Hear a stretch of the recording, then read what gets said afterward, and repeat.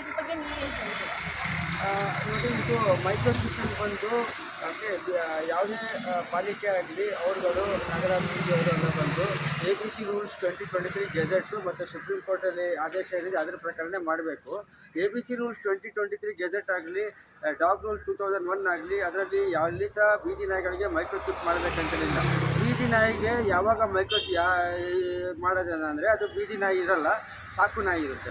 ಸಾಕು ನಾಯಿಗಳಿಗೆ dog breeding and marketing rules 2017 ಮತ್ತು pet shop rules 2018 gazette notification, government of India gazette notification ಸಾಕು ನಾಯಿಗಳಿಗೆ ಮೈಕ್ರೋಚಿಪ್ಪಿಂಗ್ ಇದೆ. ಮತ್ತು ಬ್ರೀಡ್ ಮಾಡಿಬಿಟ್ಟು ಮಾರ್ತಾರಲ್ಲ ಅಂಥ ನಾಯಿಗಳಿಗೆ ಬ್ರೀಡರ್ಸು ಮೈಕ್ರೋಚಿಪ್ಪಿಂಗ್ ಮಾಡಬೇಕು. ಮತ್ತು ಬ್ರೀಡರ್ಸ್ ಬಂದು ಅನಿಮಲ್ ಎಕ್ಸ್ಪರಿಮೆಂಟೇಷನ್ಗೆ ಅಂತೇಳಿ ಕೊಟ್ಟಾಗ ನಾಯಿಗಳು, ಅಂಥ ನಾಯಿಗಳು ಮೈಕ್ರೋಚಿಪ್ಪಿಂಗ್ ಮಾಡಬೇಕು. ಮತ್ತು ಪೆಟ್ ಶಾಪ್ ರೂಲ್ಸಲ್ಲಿ ಇದು ಪಪ್ಪಿಗಳನ್ನ ಮಾರಬೇಕಂದ್ರೆ ಅಂಥ ಟೈಮಲ್ಲಿ ಮೈಕ್ರೋಚಿಪ್ಪಿಂಗ್ ಮಾಡಬೇಕು. ಅಂದರೆ ಸಾಕು ನಾಯಿಗಳಿಗೆ ಮಾತ್ರ, ಬೀದಿ ನಾಯಿಗಳಿಗೆ ಮಾಡಬೇಕಂತೇಳಿ ಎಲ್ಲಿ ಸಹ ಗೆಜೆಟಲ್ಲಿ ಇಲ್ಲ.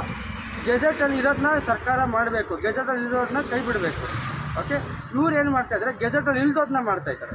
ಈಗ ಬಂದು ನೋಡಿ, ಬೀದಿ ನಾಯಿಗಳಿಗೆ ಬಂದು ಮೇಯ್ನ್ ಬಂದು ಆಹಾರ ಮತ್ತು ನೀರು. ಇವಾಗ ಬೇಸಿಗೆ ಕಾಲದಲ್ಲಿ ಎಲ್ಲಾದರೂ ಪಾಲಿಕೆಯವರು ಕುಡಿಯೋಕ್ಕೆ ನೀರು ಇಟ್ಟಿದ್ದಾರೆ ನೋಡಿ, ಅದು ಇಲ್ಲ. ಅದು ಬಿಟ್ಟು ಇವರು ಅದನ್ನ ಮೈಕ್ರೋಚಿಪ್ಪಿಂಗ್ ಮಾಡ್ತೀನಿ ಅಂದರೆ ಹೆಂಗೆ?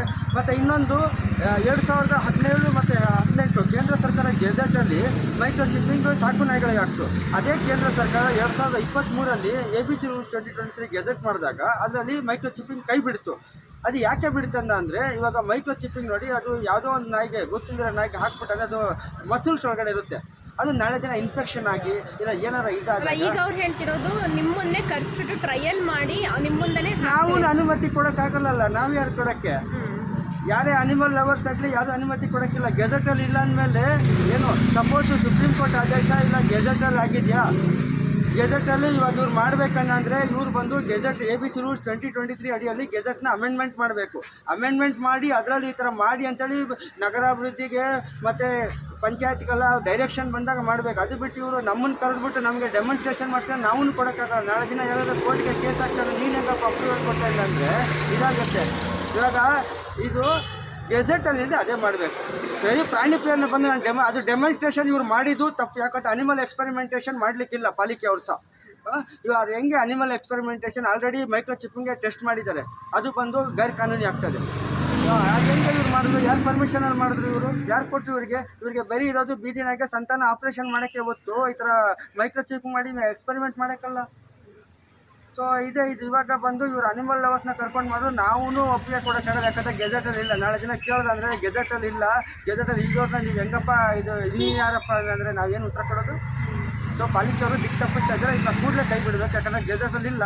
ಹಾಗೆ ಇವ್ರಿಗೆ ಬೇಕಂದರೆ ABC ರೂಲ್ಸ್ 2023 ಗೆಜೆಟ್ನ ಅಮೆಂಡ್ಮೆಂಟ್ ಮಾಡ್ಕೊಳ್ಳಿ. ಇವಾಗ ನಿಮಗೆ ಗೊತ್ತಿದೆ, ಪಾಲಿಕೆಯವರು ಟ್ಯಾಕ್ಸ್ ಕಲೆಕ್ಟ್ ಮಾಡಬೇಕಂದ್ರೆ BBMP ಆ್ಯಕ್ಟ್ 2020 ಇರಲಿಲ್ಲ.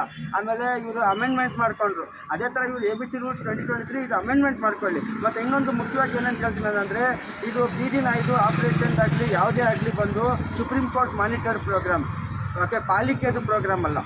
ಪ್ಯಾನ್ ಇಂಡಿಯಾ ಬಂದು ಕೋರ್ಟ್ ಡೈರೆಕ್ಷನ್ ಮೇಲೆ ಗೆಜೆಟ್ ಡೈರೆಕ್ಷನಲ್ಲಿ ಏನಿದೆ ಆ ಪ್ರಕಾರನೇ ಆಗ್ತಾ ಇರೋದು ಹೊತ್ತು ಇವರು ನಗರಾಭಿವೃದ್ಧಿ ಆಗಲಿ ಪಂಚಾಯತ್ ಆಗಲಿ ಅವ್ರವ್ರು ಇಷ್ಟ ಬಂದಂಗೆ ಮಾಡೋಂಗಿಲ್ಲ.